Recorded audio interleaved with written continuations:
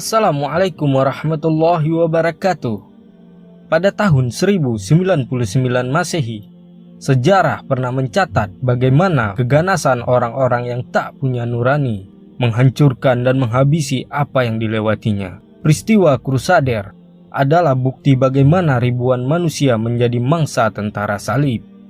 Tidak hanya tetesan air mata kaum muslimin, mereka juga menghabisi orang-orang Nasrani Timur dan Yahudi. Negeri suci yang dikenal dengan negeri para nabi yang selama 88 tahun hidup dalam naungan toleransi di bawah bendera tauhid berubah menjadi lautan darah. Sampai-sampai para ahli sejarah Eropa tidak mampu untuk membayangkannya. Air mata dan ketakutan selalu membayangi mereka hari demi hari. Sedangkan sang penguasa baru yang brutal itu terus-menerus tertawa bangga atas teror yang dilakukannya. Sampai akhirnya Allah menghancurkan kesombongan mereka lewat seorang lelaki yang berjiwa mulia, seorang pejuang yang selalu dirindukan kehadirannya oleh orang-orang lemah, dan seorang lelaki yang namanya mengguncangkan dunia. Sang kesatria itu bernama Salahuddin Al-Ayyubi.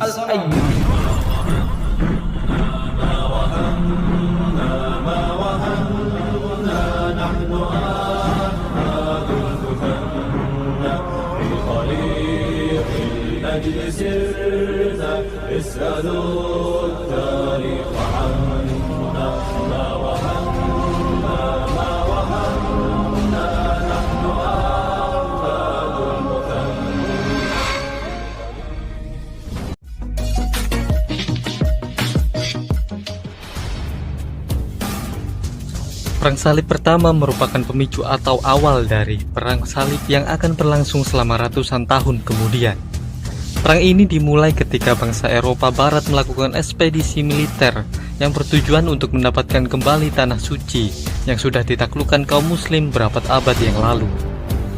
Sebenarnya akar permasalahan dari perang ini tidak hanya terletak pada agama, tetapi juga karena masalah kondisi ekonomi Eropa yang tidak cukup baik kala itu.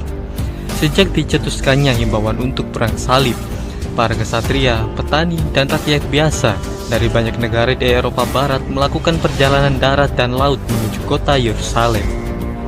Setelah tiba di Yerusalem, para tentara salib melancarkan serangan ke kota tersebut dan berhasil merebutnya pada bulan Juli tahun 1099. Dan mereka juga mendirikan negara-negara Kristen, yaitu Kerajaan Yerusalem, County Tripoli, Kepangeranan Antiochia, dan County Edessa. Dan berikut ini adalah sejarah Perang Salib yang pertama selengkapnya.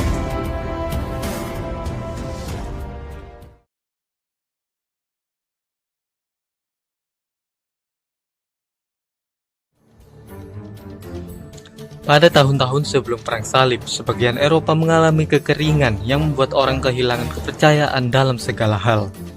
Ditambah lagi, wilayah kerajaan Kristen Eropa di cekungan Mediterania telah jatuh di bawah kendali kaum muslim. Sehingga saat itu wilayah Eropa dikelilingi oleh kesultanan Islam dari timur sampai ke barat. Saat itu keadaan kaum muslim di timur hidup dalam kemakmuran, sedangkan Eropa telah jatuh ke dalam kemiskinan dan konflik. Sebagian besar orang Eropa pada abad ke-11 hidup dalam kemiskinan, ditambah dengan perang dan konflik antar kesatria yang sering terjadi. Sedangkan di sisi lain Mediterania, terdapat dunia muslim yang makmur dan kaya akan budaya. Tapi di balik kemakmuran tersebut, tersembunyi kerapuhan karena adanya perpecahan politik dan agama yang cukup serius. Salah satu contohnya seperti kekhalifahan Abbasiyah yang dipimpin oleh para khalifah yang menjadi boneka dari menteri atau komandan militernya sejak pertengahan abad ke-9. Di masa ini, Kesultanan Muslim Seljuk Turki mulai memperluas kerajaan mereka ke segala arah, dan ekspansi paling besar terjadi di Asia Kecil saat melawan Kekaisaran Bizantium Kristen.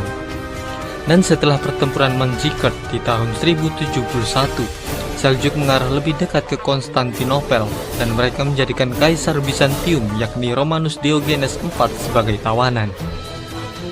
Lalu penggantinya, Kaisar Alexios Komnenos meminta bantuan ke Eropa Barat. Kemudian Paus Gregorius VII melihat ini sebagai kesempatan yang sempurna untuk mewujudkan mimpinya mengendalikan gereja makam suci dan mengumpulkan semua kekuatan militer negara-negara Eropa di bawah komando kepausan untuk kampanye militer yang ia sebut sebagai proyek Tuhan.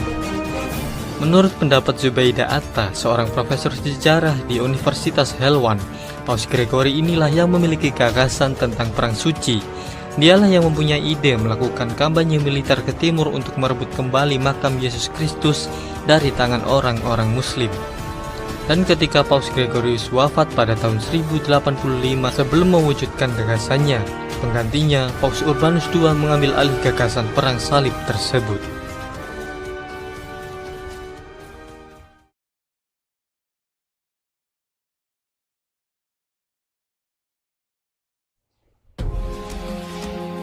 Pada tanggal 27 November tahun 1095 Masehi, Paus Urbanus II menyerukan perang salib ketika ia berpidato di Prancis.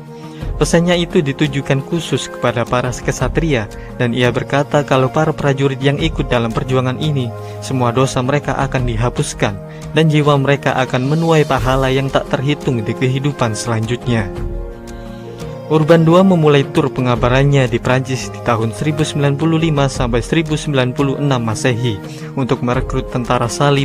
Ketika berpidato, ia bercerita dengan cerita yang ia bumbui dengan kisah-kisah yang dilebih-lebihkan tentang bagaimana kondisi pada saat itu. Seperti monumen-monumen Kristen sudah dinodai dan orang-orang Kristen telah dianiaya dan disiksa.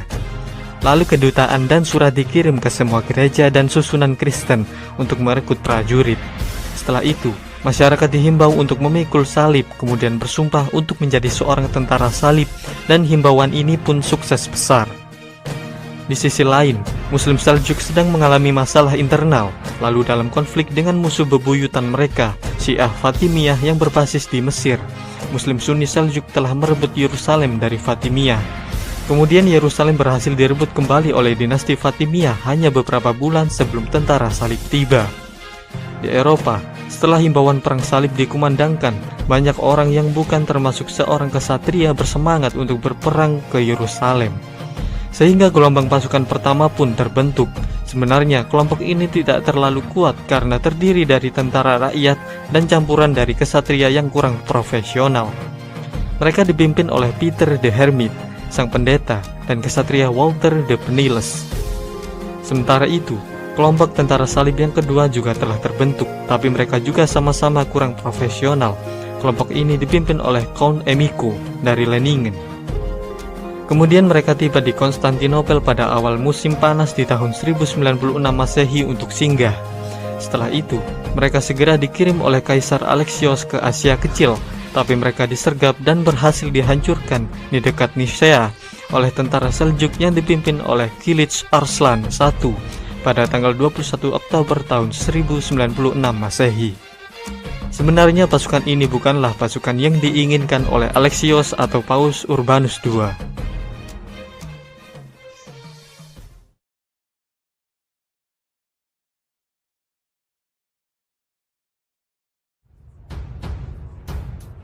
Pada musim panas tahun 1096, kekuatan yang jauh lebih kuat, lebih besar, dan lebih terorganisir berkumpul dan mulai menuju ke timur. Tentara inilah yang dimaksud oleh Paus Urbanus II. Mereka dipimpin oleh tokoh-tokoh bangsawan Eropa. Lalu pada akhir tahun 1096, tentara Eropa tersebut sudah sampai di ibu kota Bizantium, Konstantinopel. Tentara salib itu bersumpah setia kepada Kaisar Bizantium, Alexios Komnenos, dan berjanji untuk mengembalikan tanah yang sudah diambil oleh Kesultanan Seljuk. Kesepakatan seperti ini memang diperlukan agar mereka diberi izin untuk melanjutkan perjalanan ke timur. Setelah melintasi Bosporus, tentara salib menuju ke ibu kota Seljuk di Asia Kecil, yakni kota Nisea. Dan sesuai dengan sumpah mereka kepada Kaisar, kota Nisea dikembalikan ke Bizantium setelah mereka menaklukkannya.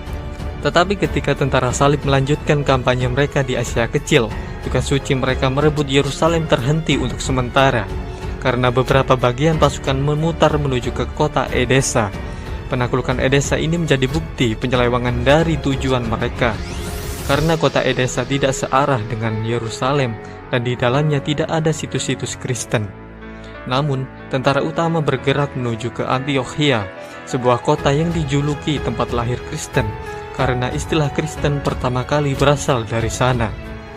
Pada bulan Juli tahun 1098, Antiokhia berhasil direbut dan mereka melanggar sumpah mereka kepada Kaisar Bizantium.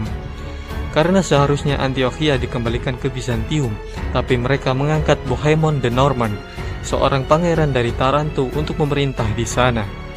Setelah Antiokhia, pasukan itu akhirnya menuju ke selatan untuk menyelesaikan tujuan utama mereka, yakni menaklukkan Yerusalem.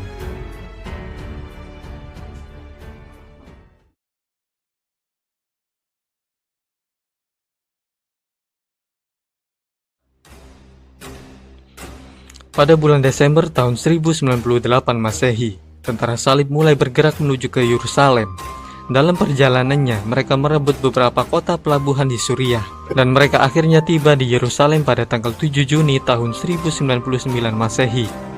Dari pasukan besar yang telah meninggalkan Eropa, kini hanya tersisa sekitar 1.300 kesatria dan sekitar 12.500 infanteri.